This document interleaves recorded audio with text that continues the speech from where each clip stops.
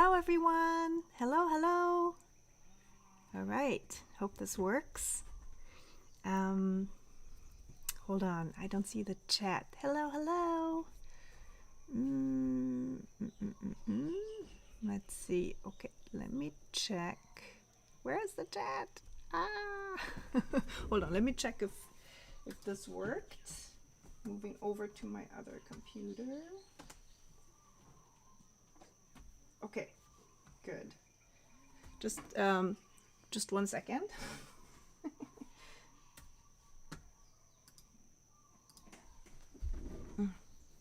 Hello everyone, welcome to today's live stream. So I just have this little technical issue that I can't see the chat right now. So I want to try and see if I can pull that up here. And if not, I'm gonna just get out my iPad. But let me try this for a second. Hello, where's the chat? All right, I'm not gonna try long, don't worry, because I want to get started, of course. But it worked so beautifully last time. Okay, I can select the stream, yes. Okay, no, this is it. I'm not gonna try it anymore. I'm gonna just pull out my iPad and then put the stream up here in the chat so I can see what you guys are saying. Okay, so let's go to YouTube.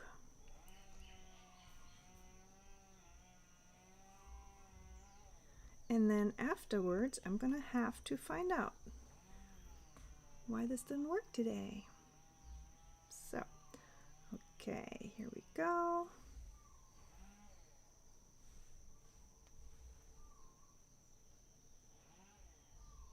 There is the chat. All right. All right. Hi Ulrike. Hi Kerstin. Hi Rudi. Hi Carrie. Patricia. Katie. Hi Lisa. Okay. Hello, and welcome to today's stream. We are looking at the brand new watercolor set that is gonna drop on Sunday, May 24th. So this set is the Japan inspired WABISABI set, and we're gonna swatch all 8 colors today, and I'm going to explain a bit about the colors, the names of the colors in particular, and how I came up with the idea for that particular color.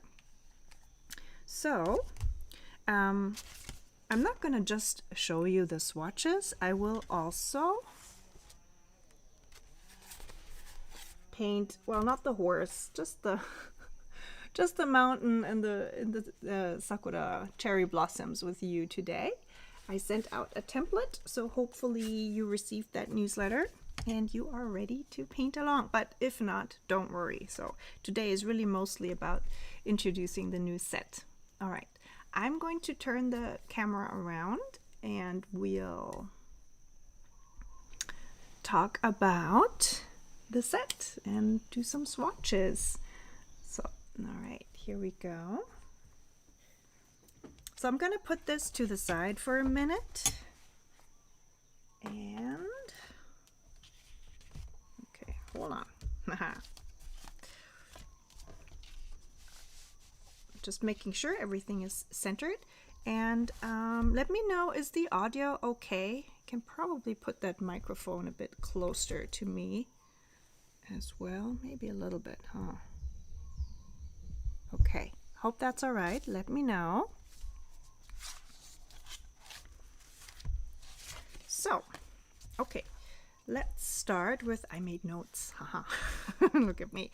Okay, so wabi-sabi, that is a concept you probably heard of before. I think it really had a bit of a, how do you say, it was like a concept that I think like made it outside of Japan in recent years and was like adapted by Western culture as well. So in Japan, it's interesting when you ask somebody Japanese about wabi-sabi, they will know what it is, but they will have a hard time explaining it. So I had the same issue. I kind of knew that it just meant being very accepting of life and, you know, of things that happen or of things, how they look, how they are. But I honestly didn't know much more about it. So basically, it's two words. Wabi used to have kind of like a negative connotation. It basically described somebody who was like lonely or almost like sad, like loneliness out in nature, but not in a positive way. And when I read about it, it kind of changed its meaning apparently over time, and Zen Buddhism played a role in it. So the loneliness out in nature was considered a good thing, where you look into yourself rather than into the things that you own or, you know, like wealth, etc. So like wabi basically describes a feeling of discovering beauty in having less rather than having a lot and still being unhappy. And sabi is basically a word for patina or like rustic patina.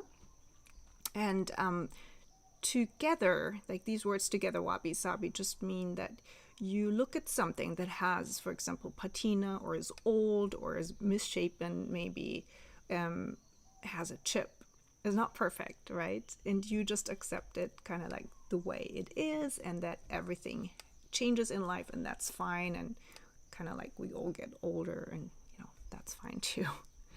So I hope I explained this in a way that makes sense, and my mom can probably say if that was okay or not. The sticker I designed is kind of representative of one aspect of wabi-sabi, which is kintsugi. And kintsugi, also the name of one of the colors in the set, the gold shimmer. Kintsugi, kin means gold, and tsugi means to mend or to you know, piece together, to join. And you can probably see that this part here in the sticker shimmers slightly, so that has a metallic hint. So this vase was basically fixed with in this case silver lacquer or silver glue. Whenever I've seen kintsugi in Japan, it was mostly gold, but it doesn't have to be gold. So it's just this concept of fixing something that's broken, usually pottery, putting it back together, and then it creates a whole new thing that is just as beautiful and just as interesting as the thing that was unbroken. So it's just another aspect of wabi-sabi. So I already explained two colors actually of this set. So this wabi-sabi is one of the shimmers, and then kintsugi is one of the other shimmers. All the other 6 colors of the sets are non-shimmers. But yeah, for me, gold really represents a big part of Japan. When you go to Japan, you won't find gold in a very overpowering way anywhere. It is usually just a hint, a little highlight, a little extra in interior design and packaging, in, you know, kitchenware, for example, or jewelry, but it's always there, I feel like. Just a personal observation. And yeah, wabi-sabi, I have a fun story about this color. So if you have followed my stories over on Instagram when I was in Japan in April and in March, then you might have seen that I photographed a lot of the manholes in Japan. They are all very beautiful. So my initial idea to call this was to call this color manhole, but it's just such an uncharming name, isn't it? But I did find a few manholes made from metal that looked like this. They had this like rustic patina to them, and that's how I eventually got the idea to call the set wabi-sabi. Okay. So, hi MJ.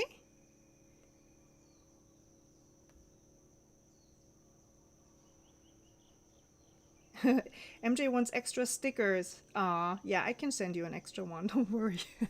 I ordered a few more, not too many more. I think it's like pretty like the amount of sets that I will have, but I'll try and remember to send you an extra sticker, MJ. Okay, so why don't we start swatching while I talk about the colors? I kind of feel like otherwise, you know, it's just gonna be a forever stream. But I just wanted to make sure that I explain about the name of the set, WABISABI. So yeah, have you guys heard of this term before, WABISABI? Have you come across this? I'm just curious, you know, if this is like totally new to you or if you have maybe heard of that in the past. All right, I'm just rearranging stuff here on my desk so we can start swatching. I'm using a Hanemühle 100% cotton paper, expression, 140 pounds, 300 GSM. And I'm gonna use one side for the swatches, and then on the other side we're gonna paint our Fujisan. Okay, let's go. So I'm gonna do the shimmer watercolors last because, you know, once I use them, everything's gonna shimmer. Let's start with Sakura. So Sakura, I'm sure you've heard of that word before, means cherry blossom in Japanese. So I will be using a ceramic palette as well, just to disperse the paint a bit better.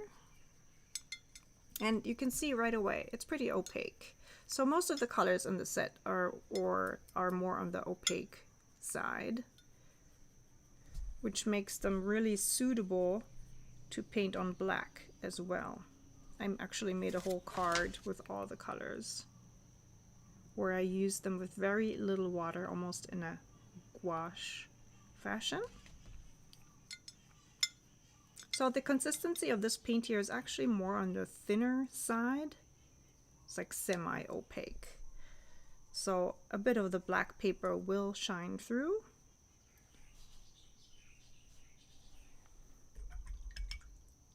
And let's add some water here so you can see how the paint disperses in water. And yes, you can take this paint to being very transparent too. You just have to use a lot more water. And then the transparency will come out as well. The black paper I'm using is a Conson mixed media paper. Let me just quickly check if I have the pad here so I can show you. There it is. This is the black paper. It's the Conson Graduate Mixed Media, 147 pound, 240 GSM.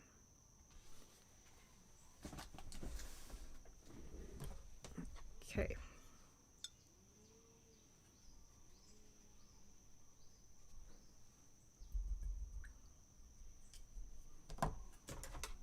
So let me just put the name down. Gonna add a little bit more here. So this is Sakura. There we go. And Sakura is a blend of pigments. It's Naples yellow and vermilion red and quinacridone magenta. So it has 3 different pigments, and yeah, you can use it as well as on white paper as on black paper, or, you know, craft paper.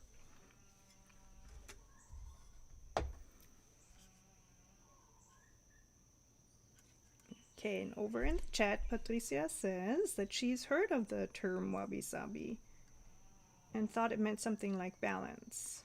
Yeah, it does, honestly. So, because, you know, in life, we have beautiful things and we have things that humans consider maybe not beautiful, and it's all balancing out the good and the bad, all of that.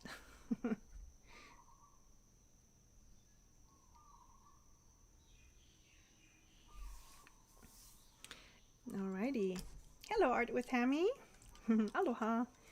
Okay, up next is Firehorse. So that was quite the race over on Instagram with you guys, because I asked you to name the color, or I suggested a few names, and upmost was Firehorse, because 2026 is the year of the horse, and specifically the Firehorse. But this is also a color that you can find in all the temples and shrines in Japan. You know, you've probably seen pictures of these famous gates you know, there's one in Miyajima, the big gate standing in the ocean. It's so gorgeous. I think this has that color, or maybe it's a bit bleached out at this point. But yeah, so super important color. When I asked my mom about like important colors in Japan, this was like the first one to come up. Also very important in tea ceremony, for example. And then also, you know, vermilion red is the official color of Japan in the flag of Japan. It looks a bit more reddish, though, I have to say, in the flag. But the general gist of the idea is that red, or vermilion red, is extremely important festive color in Japan. Hold on. Let me water this down a little bit. So I'm just gonna continue to put down different opacities of this color. Let me just go in directly here from the pan to the paper. And then again, just laying down water first and then the color. This is a very, very vibrant reddish orange, and the pigments are cadmium pigments, which are naturally opaque, but also extremely vibrant. So cadmium red oranges and cadmium red mix in this paint, and it goes a long way. This color will last forever. By the way, my pans here are only half full. If you order the set, you will of course receive, you know, pans that are filled all the way. And the white paint comes in a shell, but I'll talk about this later. Okay, all the colors are also going to be available as single colors. However, it is, you know, my focus is always on creating the set, like a curated set with colors that go well together. So I won't have as many single colors as I have sets available. Just as a heads up. Hi, Mom. Takako Saila. She says, Aloha, my dear Keiko-chan. Hello, everybody. Good evening. Greetings from Germany, Munich. And then there's a pretzel and beer emoji.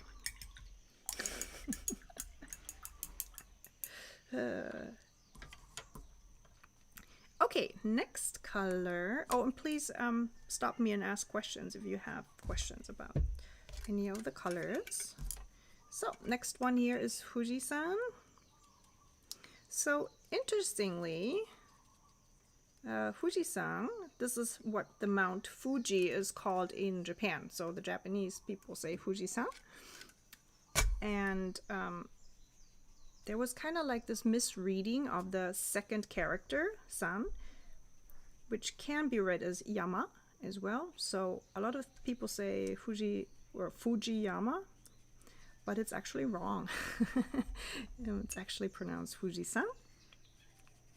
But you know how some of the words and terms just establish themselves in everyday life. So in Japan, everybody will understand what you say when you say Fujiyama or Fujiyama, it's fine. It's fine. But I just thought, you know, this would be an interesting way, interesting little tidbit of knowledge for you. So let me show you what I mean. Okay, so the kanji for mountain is this. Cute, huh? Just a few strokes, kind of like indicating a mountain. And there are two possible ways to read this character in Japanese. One is sun and one is Fuji. And of course they have to make it difficult, right? Because who wants to learn an easy language? So when it's combined with the Fuji mountain, then it reads like Fuji-san. But if this is, for example, part of a name, then it reads like Yama. Like Yamada would be a very common last name in Japanese. And don't worry, if you don't understand what I'm talking about, I don't understand it myself. It is a very crazy concept that in Japan, words can be written, pronounced in different ways. I think it's really just to annoy the foreigners who want to learn the language. They kind of want to have their own secret language. Okay. Fujisan is a single pigment. This the actual only single pigment paint in this whole set, and it's a vanadium blue, also known as zirconium blue. It's an interesting pigment as it's one of the few light blue pigments that granulate a lot.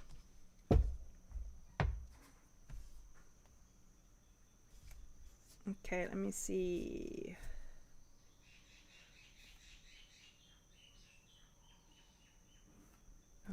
Okay, so we have an audio issue. Let's see. I can try and get the microphone closer to me. Hold on a minute.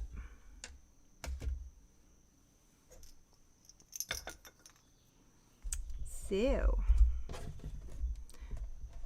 okay. It's just gonna be in the way, but at least you hopefully can hear me better. How's this? Is this better? Hello, Janice.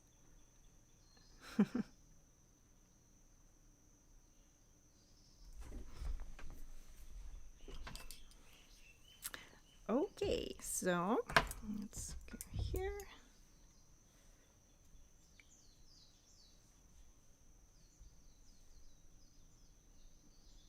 All right, Fuji-san.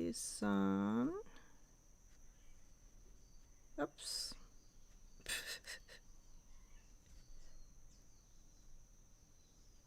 Here we go.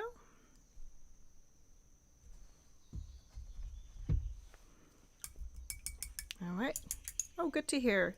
So, sound is good for everyone. Excellent. Okay. Well, I apologize for the microphone being in the picture now, in the frame, but hopefully that'll work better. Okay, up next is the purple color, Murasaki.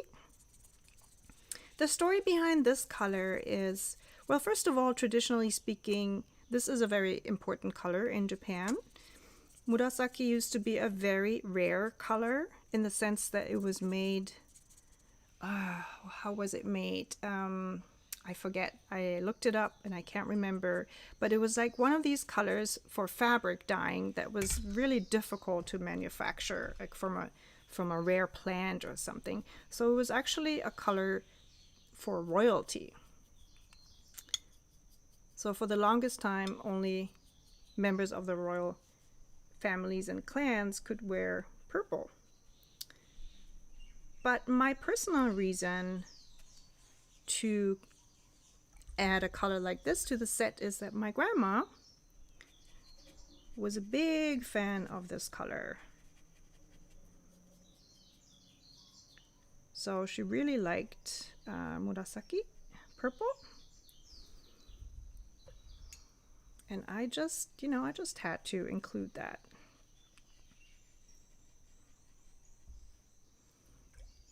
So Alrighty, it's another granulating color. It is a mix of a manganese purple and a ultra dark cobalt purple, just kind of a rare pigment.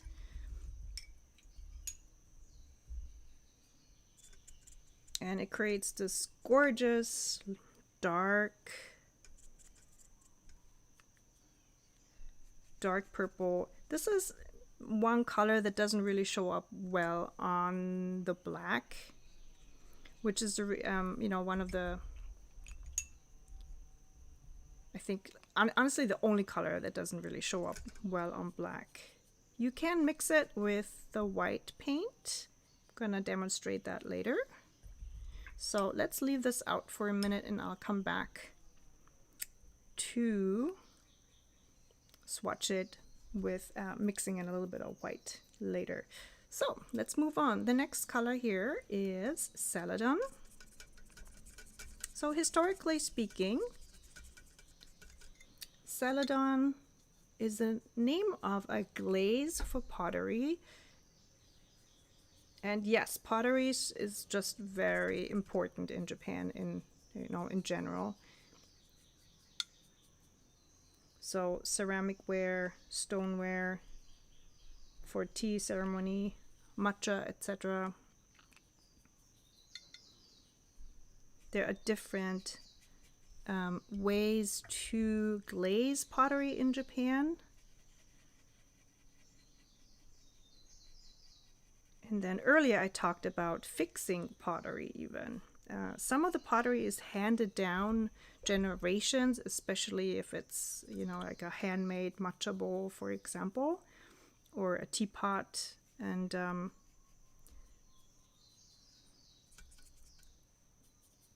Celadon is a type of glaze that is kind of transparent and has an interesting greenish blue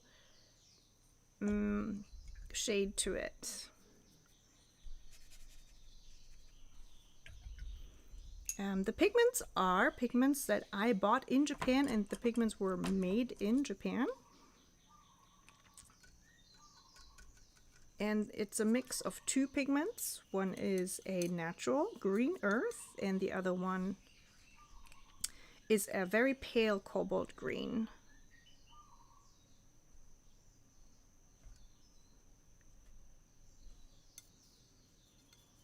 And I bought these pigments in a fabulous art store in Osaka. Oh my goodness, they have 4 floors. It's a small store, but it's packed. It's 4 floors of art supplies, and yes, they also sold pigments. But you can only pay cash, and I think that was my saving grace, because otherwise I would have just bought all 50 different pigments that they had. And I remember the first time I tried out these pigments and I molded them, I worked with them, I was just really amazed at how beautiful these pigments are. It's kind of hard to describe. Some pigments look great, but they're difficult to work with. They don't, you know, they're not smooth when you work with them, when you try to make the paint. Some pigments are very dusty, very fine, and they are like all over the place. For example, and these 2 pigments were just creamy and a joy to work with. And this is also how it translates to the paper.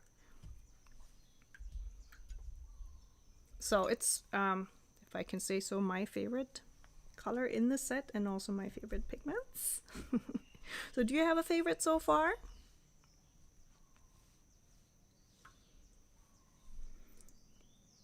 Okay, let's do the white one next. So the white one is probably the most interesting pigment in the whole set. It is called gohun. So the pronunciation of this word is not go fun. It's gohun, so it rhymes more with moon than with fun. And it's traditionally made from oyster shells, and I actually found an oyster shell. So I asked a local guy what this is, and he said he thinks it's an oyster shell. So we're pretty sure, not 100%, but pretty sure. So ground up crushed oyster seashells, and then there is some kind of weird fermenting process as well. And it turns into this substance that really basically looks like flour.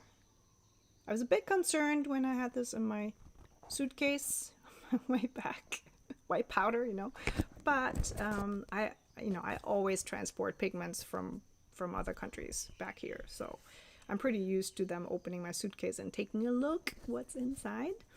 But anyways, this is one of the oldest traditional pigments you can still buy in Japan, and this was used for centuries in Japan and is still used today in traditional printmaking and in traditional painting. It is a opaque color, and it is not pure white, so it's not like a titanium white. It's more of an off white. Okay, let's dig in. And this white color, as I said, within the set, it will be in a seashell. But if you order it as a single pigment, it'll be coming in a plastic container, in a plastic pan. I might be able to also put a few single white paints in a seashell up in the store, but I have to still do the inventory on that one. All right, I will swatch it on white, even though it's really barely visible. It is a little bit of an off-white, but yeah, this really is a color that's great for mixing, especially if you want to work with a bit more of a gouache consistency with your paints, meaning with a bit more of an opaque consistency. And as I said earlier, if you want to mix it, for example, with the purple to create more of an opaque color. I have a lot of water in my pan here, but I just want to demonstrate that you can mix it down to even more of a creamy consistency, where it really covers the paper nicely, like it did here. The white flowers here were made in 2 layers though, so I had 1 layer dry and then added the other one. And again, you might not find this color very useful at first, because I know that typically watercolor is being taught as not using white paint, but working with the white of the paper. So it is traditionally frowned upon to actually use white paint in watercolor, but I'm not a traditional watercolor artist. So for me personally, using white paint is totally fine. But of course you can look at it any which way you like.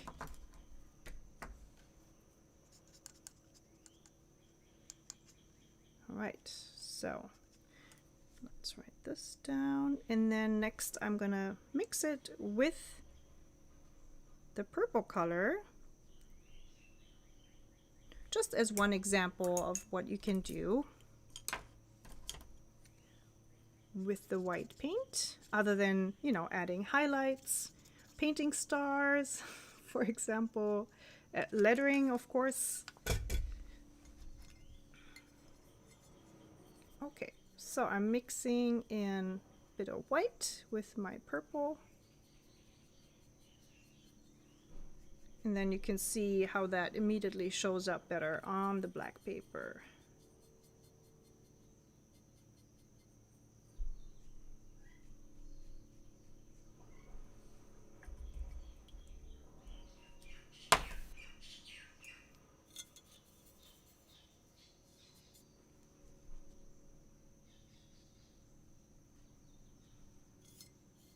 Okay, I have a lot of water on my palette. So this might not show up too well.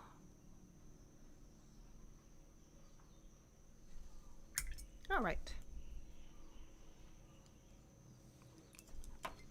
Okay, and over in the chat, hold on, where was I?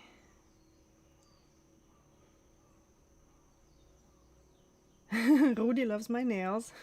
Thank you. Elke says her favorite is the blue. Castine says Fire Horse and Violet. Murasaki, all the colors. I'm glad. Anybody likes the Saladin? Ooh, Patricia. Yay.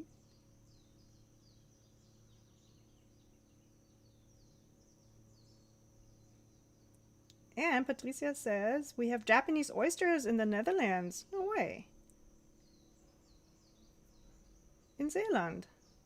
No, cool. Is an exotic species that has been dominant in the Oosterschelde, the Weersemeer, and the Gevelingen since the 60s. So was it like introduced to the Netherlands just for, I wonder, like as a delicacy maybe? And then of course they take over. This is what happens in Hawaii too. People bring in stuff and then it just boom, gets everywhere after a while.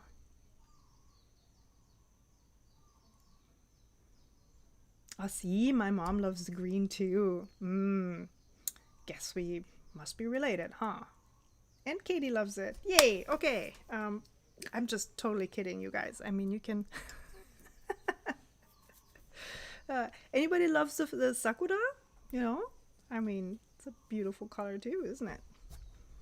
Okay, look here, guys. I want to show you the granulation that's already showing up. So for these three colors, you can definitely see the granulation. And then Fire Horse and Sakura don't have much of granulation. They're more smooth paints.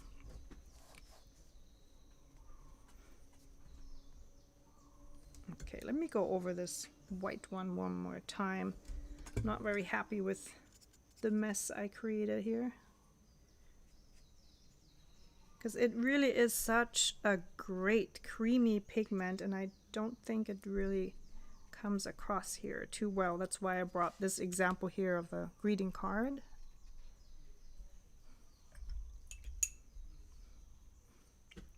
Okay, now we have the two shimmer paints. So, Wabi Sabi.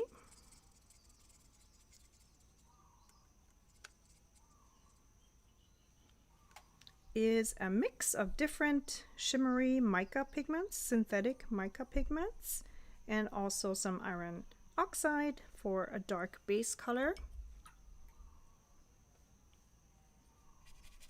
Putting down some water and dropping in the paint. And once this dries, you'll see that there is an interesting subtone or undertone to this shimmery burgundy eggplant kind of color.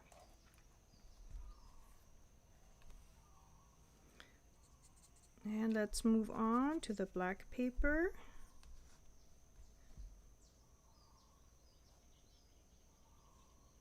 So once this is dry, you're gonna see the actual color a bit better. Always also depends on the angle you look at the paper. I'm trying to find a good angle for you guys to see the color better. I think this might work.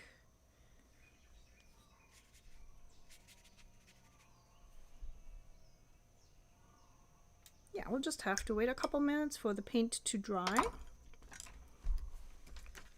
So if you have been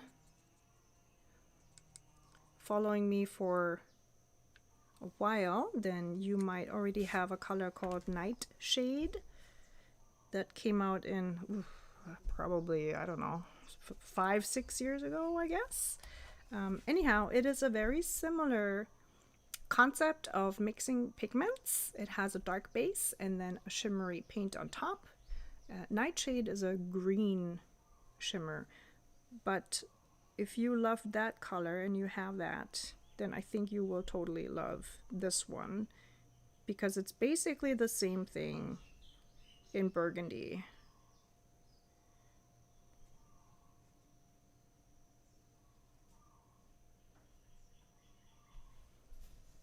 Okay, I think it's already coming through while it dries.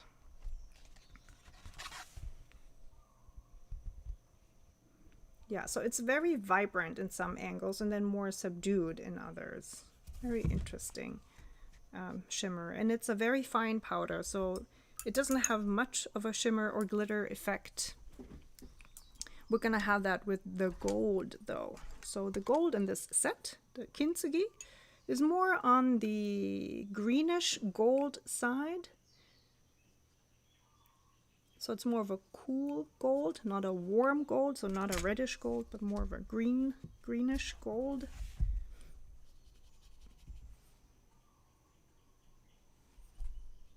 And a general tip with all glitter watercolors, so once you drop your water into the pan, I would usually wait at least 1 minute, maybe even 2 minutes, so that the paint gets soft and you have a nice creamy consistency.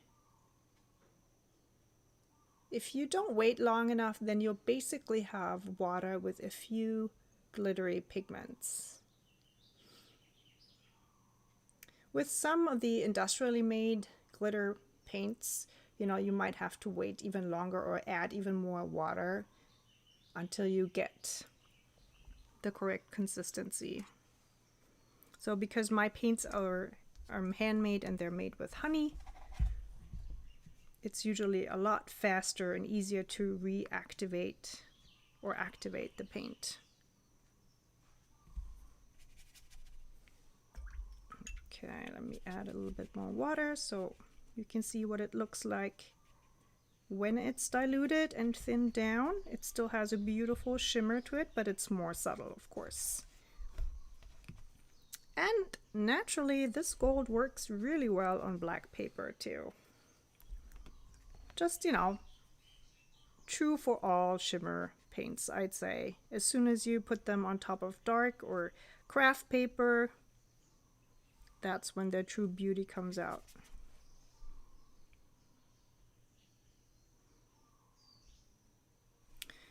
If you have a shimmer paint that doesn't have great coverage, you can just wait for your layer to dry and then you can add another layer. Just another tip.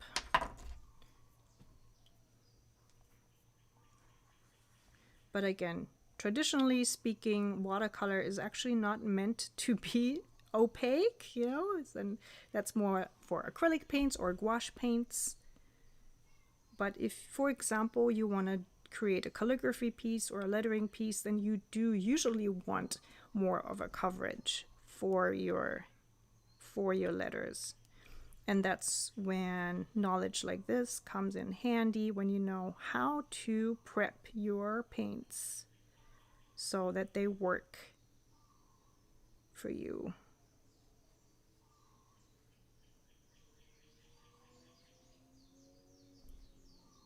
Okay, here we go. And then of course the gold works well on top of the other colors. Similar to the white, you can use this gold as an accent color, you know, for little highlights.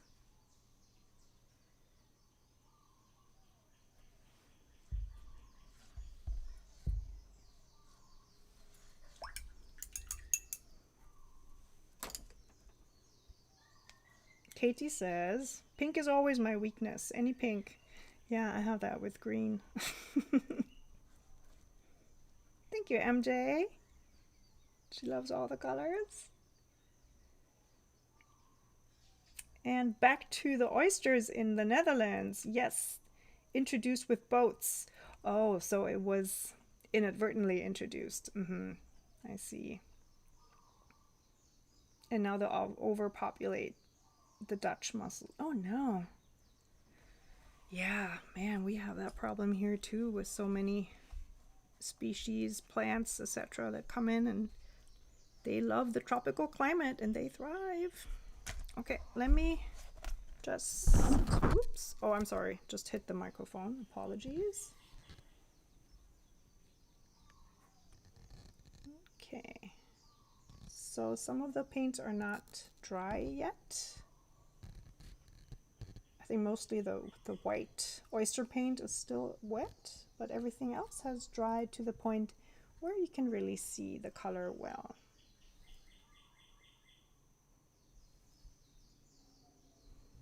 Okay, so let's move on to our motif for the day. I'm gonna put this to the side because I'm gonna paint the mountain on that side. And just as a reminder, this is what we're gonna paint today. And you might notice there's no green in it yet. It's because I actually painted this when I had only 5 or 6 of the colors of the set ready. Always takes me forever to come up with a new set. The process usually takes me about half a year at least. I do a lot of research, which is probably the longest part, yeah, is the actual research about what makes sense for this specific set and where I can get the pigments from. And of course, for a Japan inspired set, I wanted to make sure I get at least a couple of pigments directly from Japan. So I'm trying to rearrange things so I can put this into the frame for you to see. Yeah, okay, that works. But now I'm covering my water container. So let's see. Yeah, that's okay, bear with me for a minute. I'll get there.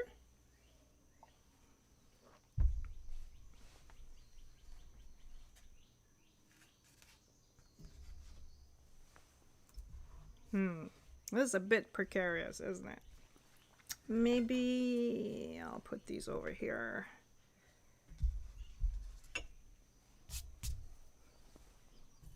Okay, any questions so far?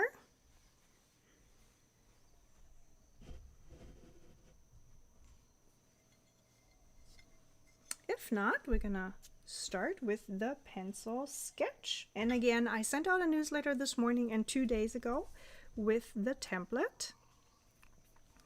So basically we have the shape of Fuji sun, so it's more or less a triangle, right?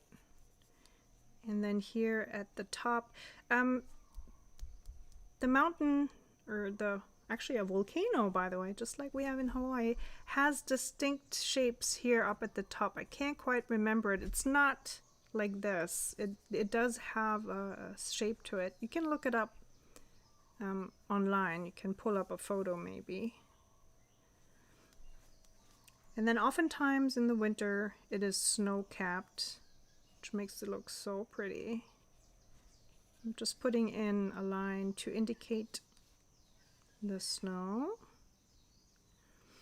And then for the sun of the sunset, the best way to do that is probably to have a little round objects that you can trace.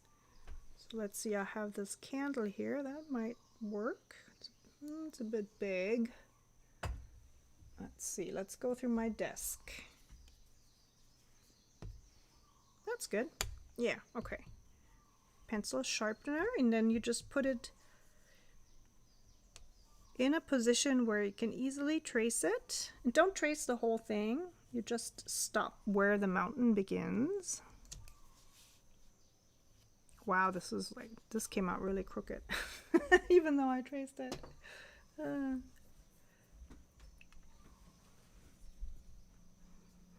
Okay, I'm gonna freehand the clouds. I'm gonna freehand those clouds that are here at the bottom. And I'm just going to put in a few circles where I want the cherry blossoms to be. So one over here, one over there.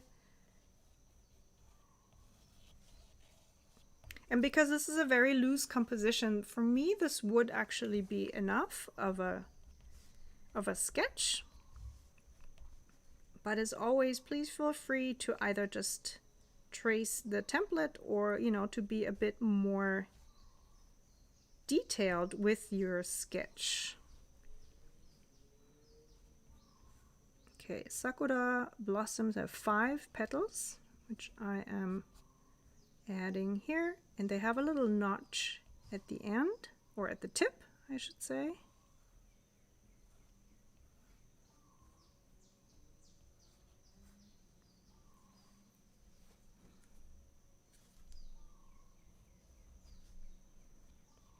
Doing the same over here, and I am changing the direction of this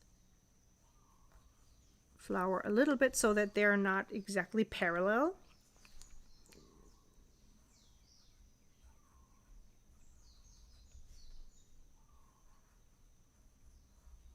So rotating this one in a little bit of a different direction than the first. Okay, and let's put in a few of the branches over here. And one down like that, coming in from this side. Okay, very simple, very quick pencil sketch. And let's start coloring. I'm going to start with Fuji-san. Okay, where did my brush go? Oh yeah. I'm going to do the whole thing with my size 8 travel round brush. And maybe I'll also use the size 2 round brush for the stem of the little flowers. Okay, so first let's put down water. And again, the paper I'm using is Hanemühle cotton paper.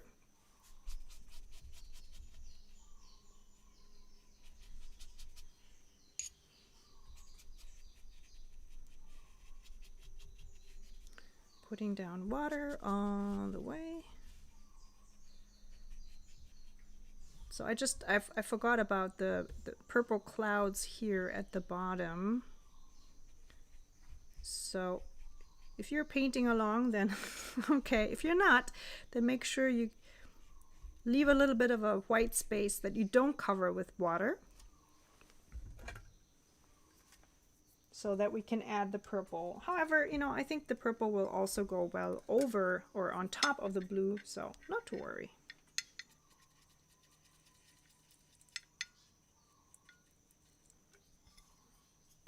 All right, let's dilute that down a little bit.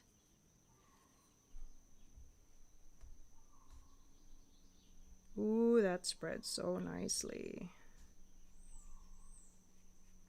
And I'm dipping my brush in water and dragging the paint down towards the bottom. And again, because I forgot to leave space for the purple clouds, I'm gonna try and do that now by just indicating that the purple clouds will go here. So they're of course very stylized, these clouds,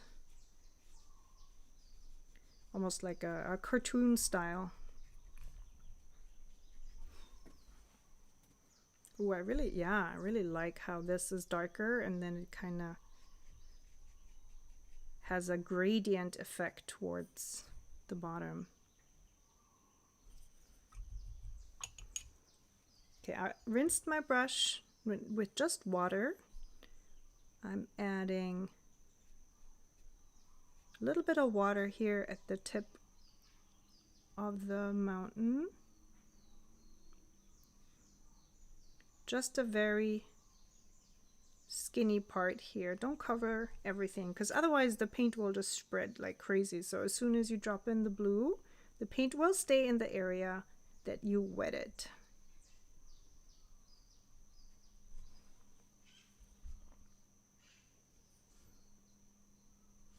And let's add a tiny bit of purple to that.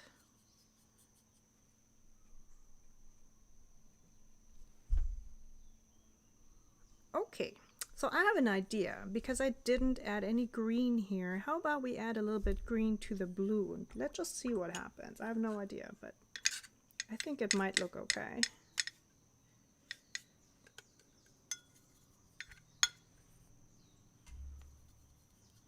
So while my paint and while my paper is still wet, I'm adding the green. Ooh, yeah, I like that.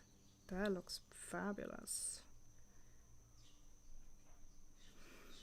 This kind of technique works well on cotton paper because it just stays moist longer, and it has a way of soaking up the pigment, but the pigment is still, you're still able to move the pigments around.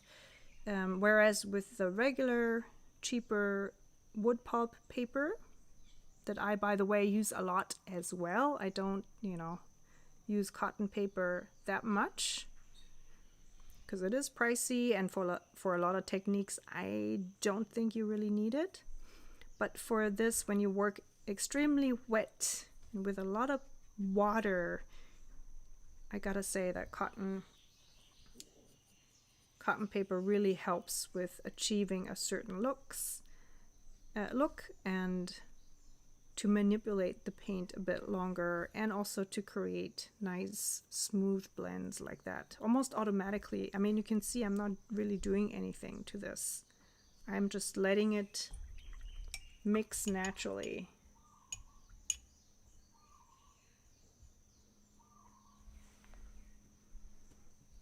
Okay, I'm gonna let this dry, and also this part here before I can put in the sun.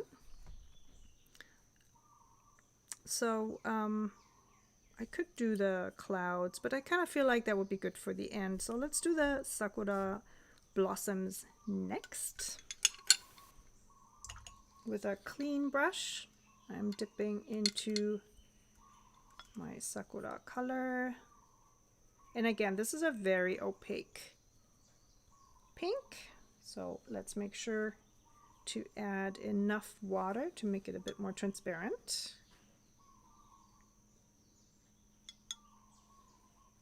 Even more water.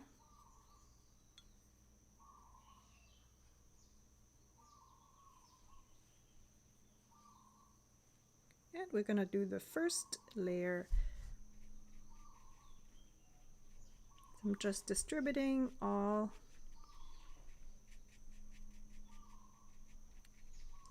the paint on all the petals with a thin wash of my pink. If you're painting along with colors that you already have,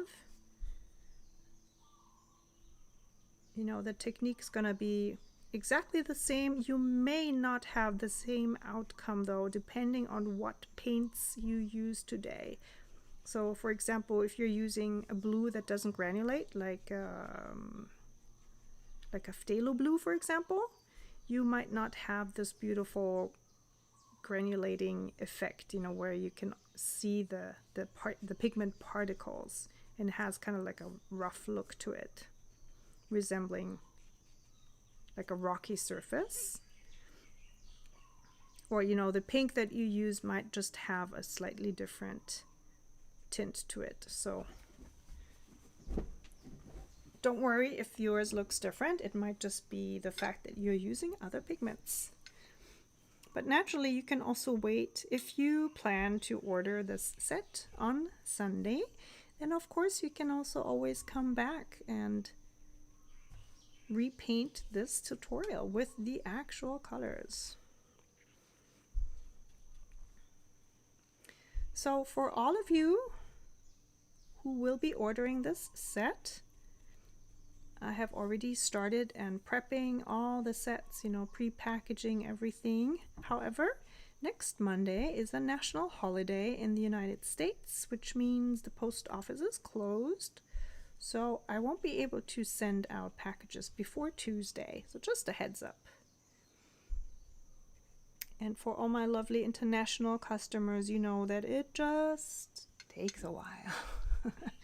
So yeah, the package goes from my island to another Hawaiian island to, Oahu to Honolulu, and then it goes over to the mainland, and then it goes through customs on the mainland, and then it goes to the destination country, and again through customs, and then after a month or so, you'll get your package. So I know it takes a long time, but on the other side, you know, you gotta consider it goes around the planet.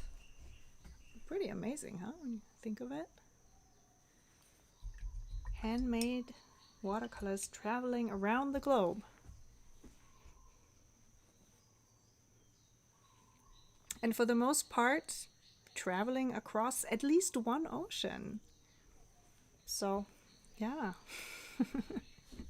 Okay, so while this dries, let me also just show you something else real quick.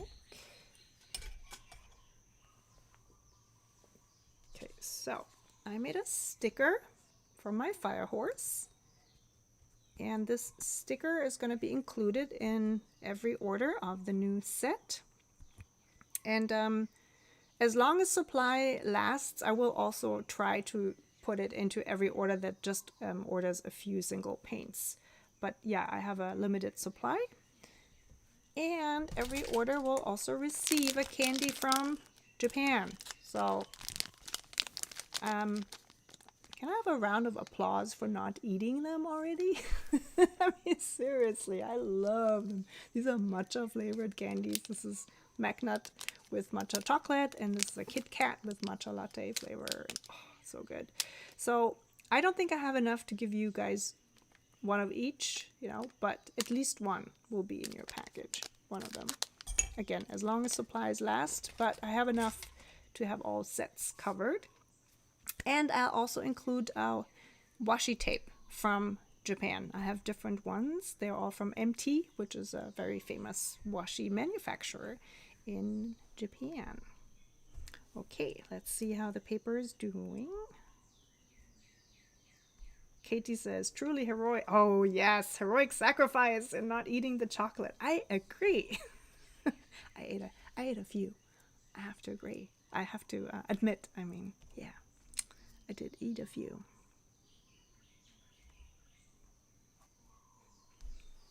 And Patricia says, you must really wake up zen every morning with those birds in the background.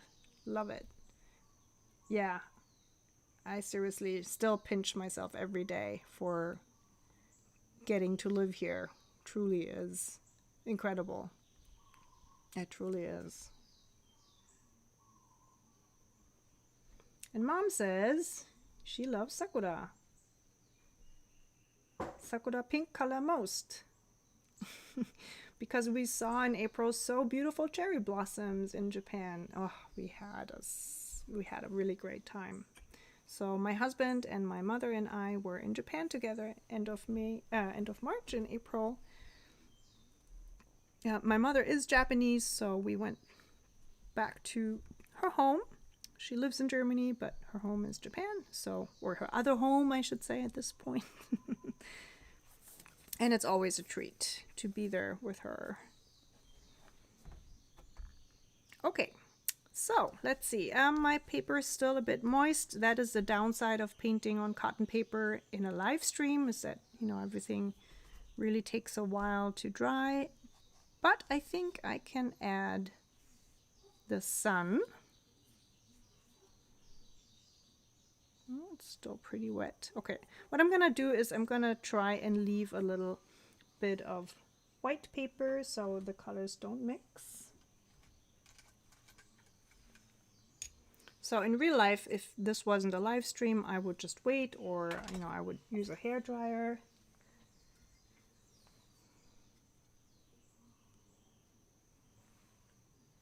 But I'm just gonna continue.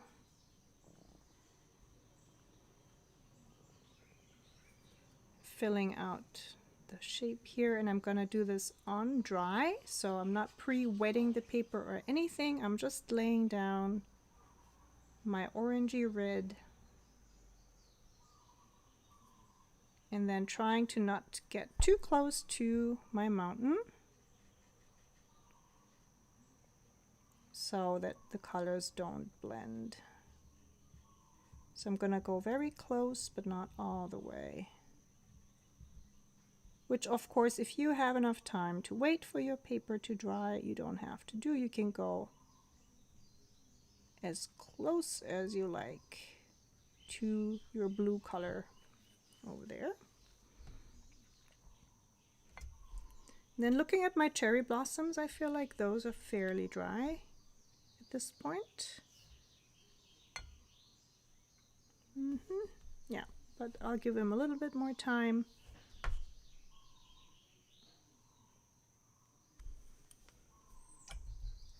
And we'll be moving over to the purple, Murasaki.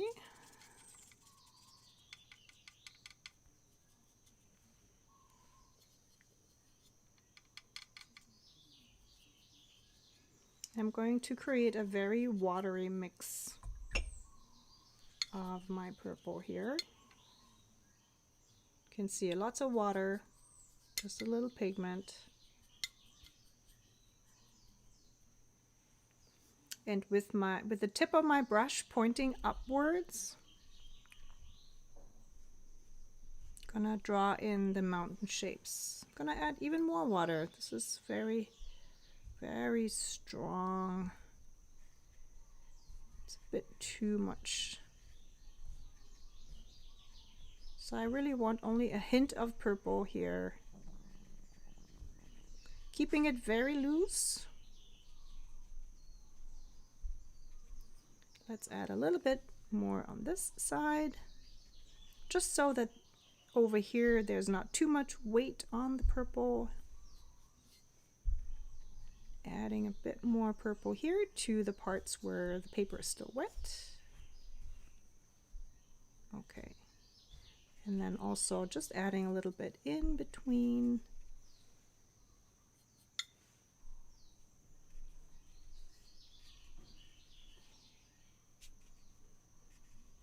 Well, and now that I'm at it, why not add the clouds right away too? With a very diluted mix of purple, I'm gonna come in from this side.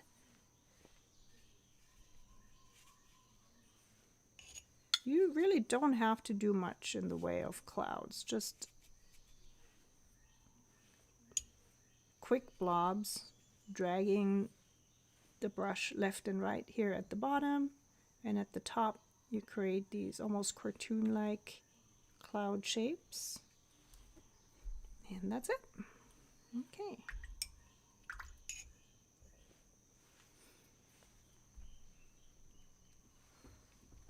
Okay, now we're gonna focus again on the cherry blossoms and the branches. So for the cherry blossoms, I would like to add a second layer of my pink color, Sakura.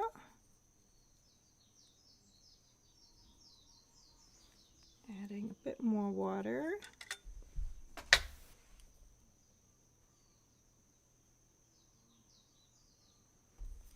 All right, and then I'm gonna add a few strokes here in the center. And also adding some details, some strokes, outline. And please feel free to move to a smaller brush at this point. You can use a size 2 round brush to create these strokes here. I'm sticking to my size 8 travel brush because it has such a sharp point that when you hold it upright, it really works well as a small brush as well.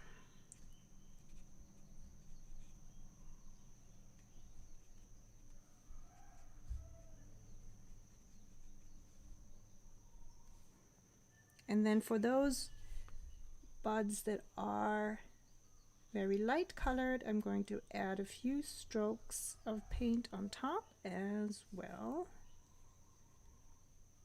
So I'm not sure how well these show up on camera. Probably not a lot. But you will notice it once the paint is dry.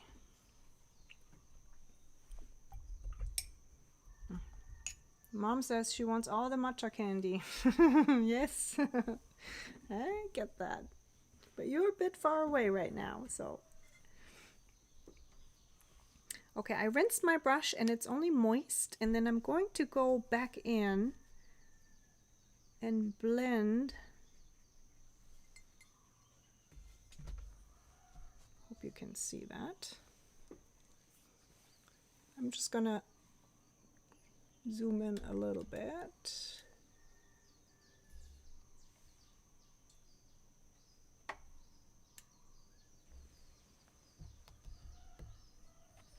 So with my clean and moist brush, I am going back in and just blending my upper layer with my first layer, but not all the way. I do want a little bit of this texture to come through.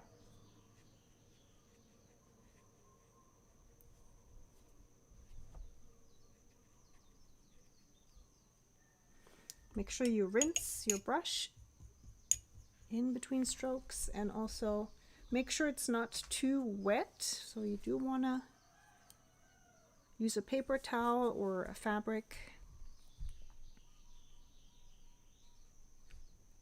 so that it's not sopping wet. If it's too wet, you just have almost no control over your blends. You'll just be jumping around in puddles, which also, you know, can be super fun if you create like an abstract piece. But if you want a bit more control, you just gotta make sure you have a brush that's not too wet. Okay, let's check. Purple is still pretty wet, but I think I can sneak in between with my wabi-sabi color, so my shimmer paint, and add a few branches.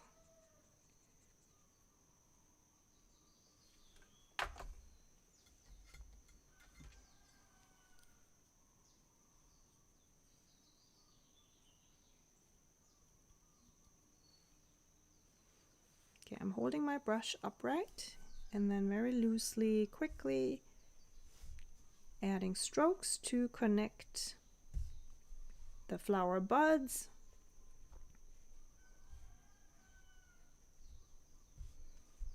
with some branches. And then next we're going to add a few leaves as well. In case you notice that there is still a wet spot on your paper, just, you know, jump over that. If you want to avoid your colors blending with water and puddling.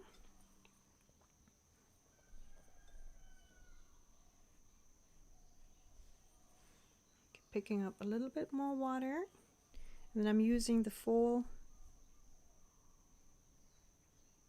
size of my brush to create a few larger leaves as well.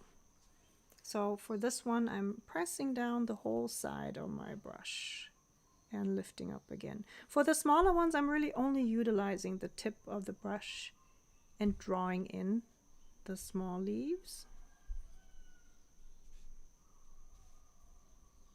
Let's see, maybe a larger, bigger one coming in from the side.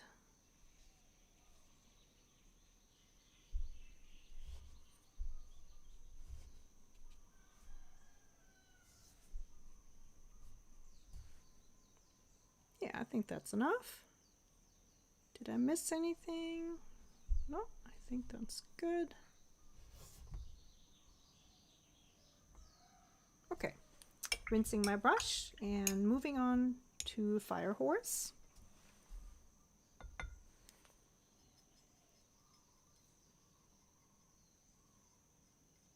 I think it mixed a little bit with my, either the white color, was it? Oh yeah, I think it was the white. But that's okay. So I'm gonna go in here and draw in the stamen of my flowers, and you can see I didn't wait long enough for everything to dry, so I do have some fuzziness going on here. When that happens to you and it absolutely bothers you, you can clean your brush. So you rinse it, you wipe it so that it's pretty dry. You can go back in and try to lift the paint. It's a lot of rinsing and wiping. And you can try and mop it up, and then also go over everything one more time to blend it in. Depending on what kind of paper you use, this might also really lead to disaster with your with your paper ripping and pilling. So be careful when you try this. I just wanted to demonstrate it to you in case that happened to you as well. So definitely now it's too wet. So I'm gonna have to wait for this flower to dry a little better, or I might actually go and use a hairdryer to dry everything. But in the meantime, let's add a few details here on this flower. Add a few details on those ones over here.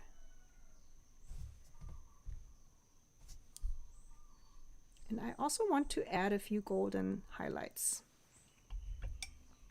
So I'm rinsing my brush, picking up some of my Kintsugi gold.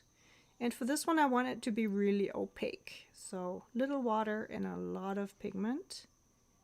And I'm utilizing the tip of my brush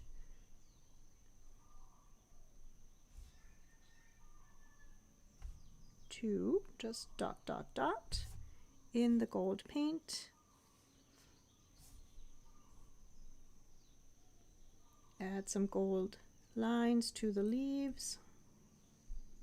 Maybe some dots here as well.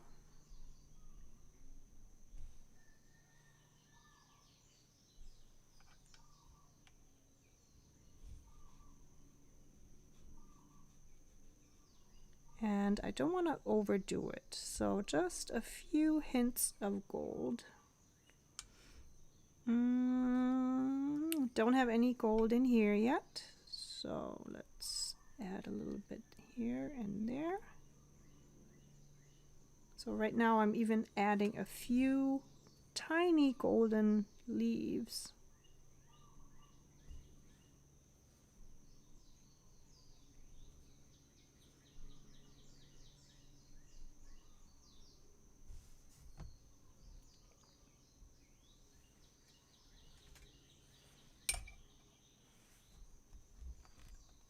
Okay, I think I need to go and use the hairdryer just so that I can paint over this second flower. So I'll be right back.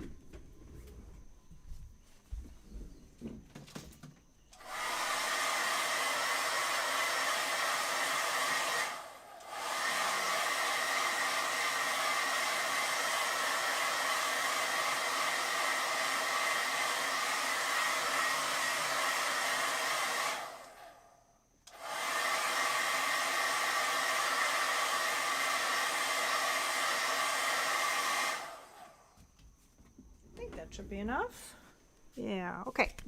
So, got the flower dried all the way. As always, if you use a hairdryer, make sure that you don't have too much water and too much paint on your paper, otherwise you might pretty much splash everything around. I'm using my other round brush because I still have gold on this one, and I wanted to add a few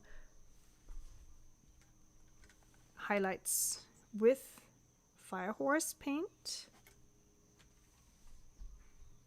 So, oh, that looks better.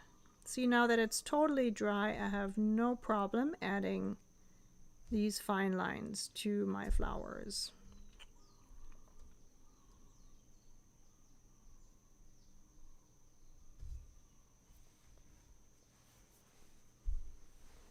Okay, where's my palette? Here we go. Oh, look at that. I had some accidental splatters. Ooh, that looks great. Let's add some more. Happy accident. Oh, I like that. Oh, nice. You know, that really reminds me of my friend on Instagram, Fatma from Germany. Fatma's sketchbook, F-A-T-M-A, Fatma. And she, in I think every painting that she does, she adds red splatters. So it's kind of like her signature almost.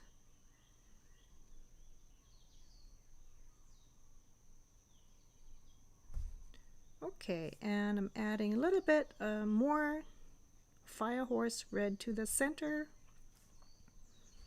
of my florals, and I want to just go over the outlines a little bit because I didn't erase my pencil marks, so the pencil marks are pretty visible still. So why not go over them with watercolor? If you've watched my live streams before, then I usually try and remember to say that you should erase as much of the pencil drawing as you can before you start watercoloring, because once the watercolor is down, there is no going back. You will see the pencil marks.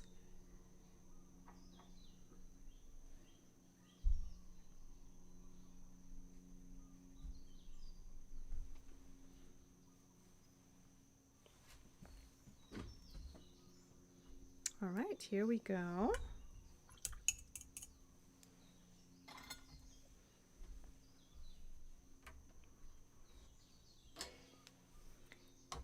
So in my painting over here, I also added some colored pencil, but I'm not going to do this today. I do notice, of course, that we didn't use the white paint. So let me add a few highlights with white as well.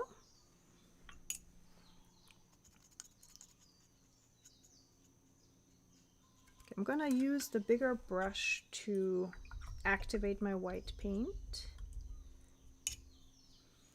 So I always recommend to not go into your pans with a really tiny round brush, because you know it has just a few bristles and it will break faster if you rub it in these pans. So using a larger, more sturdy brush to get the paint out of your pans is usually a better idea than to try and get the paint out with a little tiny brush, especially if you like to use soft watercolor brushes.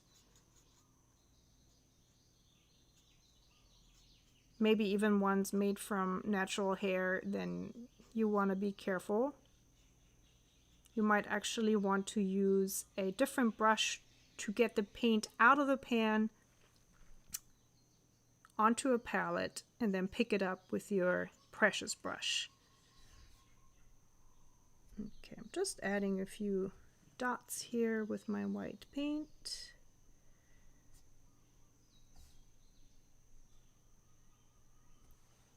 I'm not sure how well these show up in camera, but they do add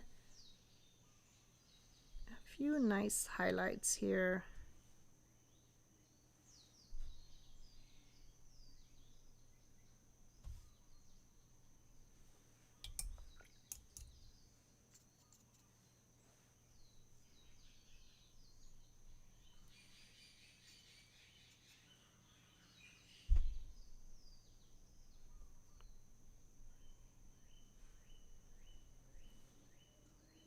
Going all around, adding dots of white.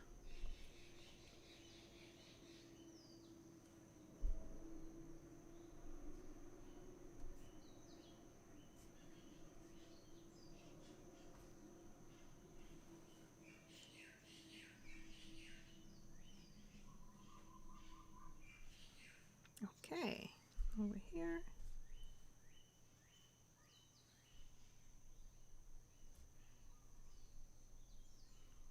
Yeah, I feel like it's a splatter party today. First, the red splatters that I did not plan for, but really like. And now a few white splatters as well. Ooh, actually, you know what I could try? Let's see how that works. Splattering some white as well. I mean, why not? Why not go all the way with the splatters?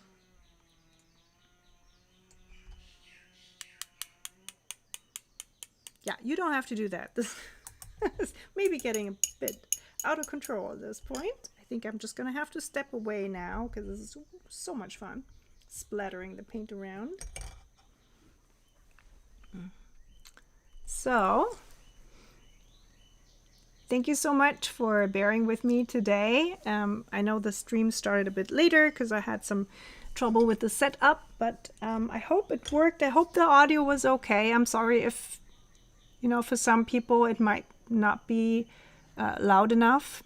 I actually have a new phone, and I'm just waiting for the cable to arrive so I can change the setup again, and then the phone's really gonna be close to me, and then I think it should be, the sound should be really perfect, hopefully.